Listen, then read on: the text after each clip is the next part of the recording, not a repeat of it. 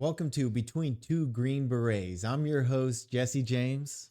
And I'm Frankie Four Fingers. All right, here, let's watch the final, what President Trump has to say, and then we'll move on to that. I think that's actually said in the actual press brief, right?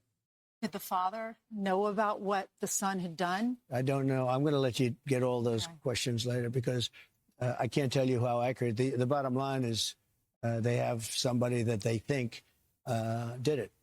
So, Mr. President, there is the death penalty in Utah. Yes. And I do know this is going to be a federal case. And there's many of us believe that Charlie was targeted because of his political ideology. Yeah. What's going to happen to this guy? Well, I hope he's going to be found guilty, I would imagine. And I hope he gets the death penalty. What he did, Charlie Kirk was the finest person. He didn't deserve this. He worked so hard and so well. Everybody liked him. I've been watching. Even the left is having a hard time. They fired this guy Dowd from MSDNC, who's a terrible guy, terrible human being. But they fired him. I hear they're firing other people. And, you know, we're talking about radical left. Now, they're a little bit, but radical left networks and cable channels, horrible channels like MS. I always call it DNC because it's, you know, somehow affiliated with the Democrat National Committee. So, you know, it's a little statement you make. But MSNBC, but NBC, ABC, CBS, they're all terrible, absolutely terrible and unfair. But even they have been giving it sort of like this can't be allowed to happen. We desperately need some healing. We'll have more to say about that in the days and weeks to come. More than anything, we are going to catch this person. Last thing I will just say is we've been working with our attorneys, getting everything that we need, affidavits ready, so that we can pursue the death penalty in this case, and that will happen here in the state of Utah. Again, to the public, to those who are grieving, thank you for your prayers. I know we are feeling those prayers. I know the Kirk family is feeling those prayers as well. We pray that God will bless our nation at this very dark time. We can start healing by finding this perpetrator and holding him accountable, and we need your help to do that. Thank you. All right, brother. So one thing that I know they're going to try it as a federal case, right? So the downfall about a federal case that I really don't like, I mean, it's good. It keeps them like sort of secretive or, you know, less of a theatric kind of thing. Like the Diddy case, you know, that's how it was ran. It was a federal case kind of thing. But so you have to read everything. You either get the transcripts, read through the transcripts, you read all the shorthand of the press that's sitting in there. They have like in their press box or in their press booth, or they'll have another overflow room that they're watching it on video or something, and they're just writing press, all their notes. And then they're running outside and they're like tweeting it out. Then they run back inside and they keep doing that back and forth. It's funny. But that's like the only way to do it, which I'm going to follow it, you know, like, you know, I'm going to be into this. And then what do you think about Trump saying, like, I mean, they talked about the death penalty there too. So. Well, just dude, if you once we watch the governor speaking on it, you're gonna see like the guy's choked up about this. So he's gonna have support from the president. He's gonna have support from law enforcement, from a lot of Utahns. Sorry if I'm messing that up. But yeah, I think if the kid lands a lawyer, that's gonna be pretty much the lawyer's sole purpose for these trials is to try not to get him the chair or firing squad or whatever it is that they're gonna do, you know. Dude, do you think they'll start a GoFundMe? Like, I don't know if you've been following. Oh, they probably already have. Yeah, so they did the GoFundMe, and they ended up like defunding the GoFundMe because of more of the evidence came out. And then they were spending the money all this crazy ways. You remember that? But I want to find the FBI press brief, the full one, you know? Yeah, I'll send it to you. But what do you think? What's on your mind about having public execution or visual execution of something like this? Like I said, dude, I don't think this shit should be normalized. Like your kids are seeing these things. You know what I mean? Like I don't want to have to like take my son's phone away so he can't talk to his friends and can't talk to his girlfriends and can't have a social life just because I'm worried about the next public execution of somebody, you know. And what is it gonna do? You know, what's that gonna do? You think that's gonna deter? You think that'll deter somebody from acting like this? The, the kid's 22 years old. He doesn't know anything about life yet.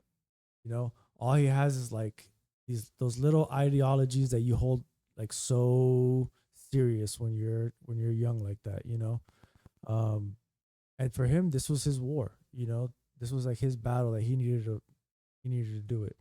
But do you think like he would feel that same way if he had, 10 years from now, 20 years from now, when he has investments and he has money at stake and his family's depending on him?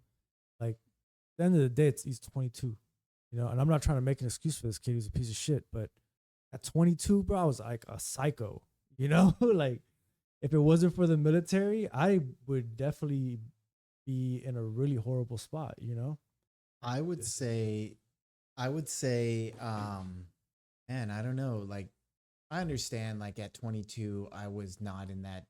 I would never do this. Even today, or, even after like training and know how to do this, to pull off that same thing would be, how easy that would be in a sense, right? So like, but to like not get caught, that's the hardest part of it. This kid didn't understand consequences because he's never seen consequences. A lot of this generation has not seen consequences, So you're saying that if they see what the consequence is, public execution, that's going to teach our kids. It maybe doesn't have to be a public execution. They don't have to see it. But if they watch some videos like this, or they read the court filings and they like actually see like all of this gruesome details or whatever it is, and they can just visually read it. Yeah, I mean, that's awesome. I think that should be done. I think this should be televised everywhere. Charlie Kirk had like a pretty big teenage audience. Oh yeah, for sure. So I guess think like there's gonna be the people that want to be involved with the finishing of this, like how it ends, they're gonna be involved. But like to like force it on everybody is, I don't know, it might be a little excessive, in my opinion, dude. That's where I don't think you are forcing it. If you want to watch it, watch it. That's your freedom of choice. But if you're not televising it, or if you're not showing it, then you're taking that choice away. Have they ever televised like a lethal injection? They have, yeah. For who? I don't know. I've watched a bunch of them actually. They've documented a bunch Those of are them. documentation. That's not like there's a press cameras and they're on They live used to. TV. I and mean, like, hey, we got an execution at 2 p.m. today. I mean, they used to. I don't know if there has been cases in modern history, like I guess maybe not radio or maybe a visual kind of thing. I don't know. I'll probably have to like look into it. But I mean, they have done it to where it's like publicly displayed out in the middle of the center of town, I guess, or places like that. And they've done that all over in every state, I believe, even showing firing squads at one point. You know what? I think they televised Al Capone, didn't they? And showed that? I've never seen it. No, I don't think so. Maybe not. Yeah. Probably just where's my tinfoil hat? Behind you.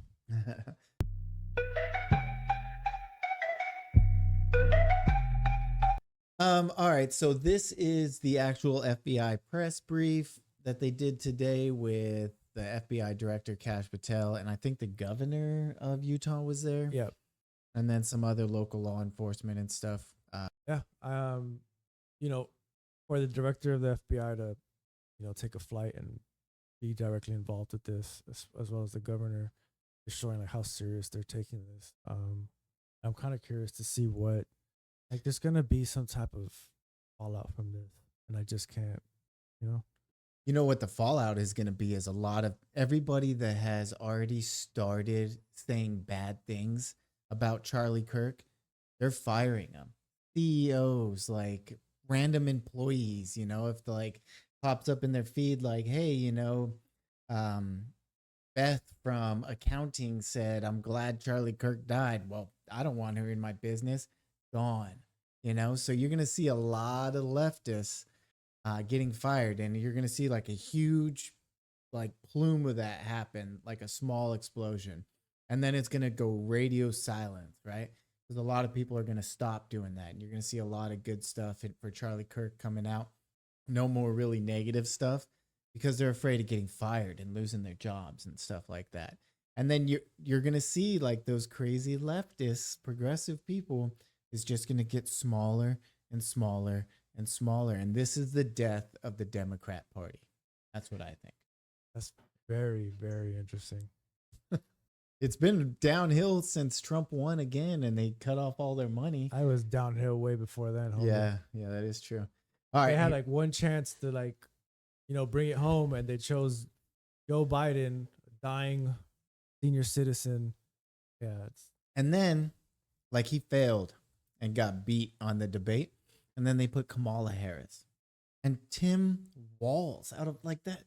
That's probably the weakest freaking political party or like, I guess, presidential candidates I have ever seen for president and vice president. That was crazy. In my lifetime, definitely the weakest. Like Tim Walz lying about like his solar valor and military stuff. He lost all of them right there, like crazy. Like you got to be crazy to actually continue to want that in your as your vice president. I think Obama was literally like their last peak, And he was horrible. Obama was horrible. People love Obama. There's people that hate Obama. There's people, the only thing that's crazy, bro, is nobody went and tried to shoot Obama. Yeah, but bro, if what's wild to me is if Trump was not white, if Trump was black, brown, or other, he would have extreme support from both sides. But because he's it's like there's an attack, and I'm not like, defending your white privilege, but there's been like an attack on these guys, like on their character just because of so the what, Well, I think the real thing is that they couldn't, like, if the Democrats kept Trump and they kept down this path of like this what we're doing right now, like that would have been a perfect Democrat, like conservative kind of thing. If they had like the same thing that MAGA is doing right now, the populist movement, if they had that exact same thing in the Democrat Party and had Trump, they had Trump at one time, he was a Democrat, but they went so far left. They just kept going and going, like more socialist policies, more like crazy ideologies, and then more of this emotional, ruckuses and assassinations instead of actual fact and like handling the truth, like the Tim Walz thing, the lying about his military career. Why? They can't even tell the truth about that. Like, what else are we going to actually like believe him in? Nothing. If you can't be like, hey, I think he was an E8. If I was an E8 and in the National Guard, I never deployed, like, but I'm a great leader. I'm strong, whatever, just like Pete coming out like, hey, like I did this in the military. I did have a drinking problem. I was an alcoholic, but I'll promise you I'll never do it again. And I think I'd rather have that, like, honesty than like lying that you were a sergeant major or something as dumb as that. Well, you know what, dude? I have seen this like trending, like I have to show how much I did in the homie, like, yeah, you don't have to, dude. You're already one of the few that actually do anything. Yeah. So that automatically right there. And if you're like worried about what your brothers and sisters think, hey bro, we know you're a piece of shit just like us. So like just calm down, dude. You don't have to, bro, you could like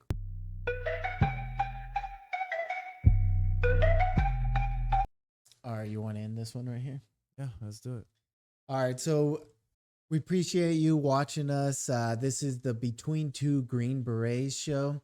I'm your host, Jesse James, and make sure you guys give us a like, a share, a follow, subscribe. Check us out on social media. We're going to try to keep updating some more. This is my best friend in the whole wide world, Frankie Four Fingers. Take it easy, everybody.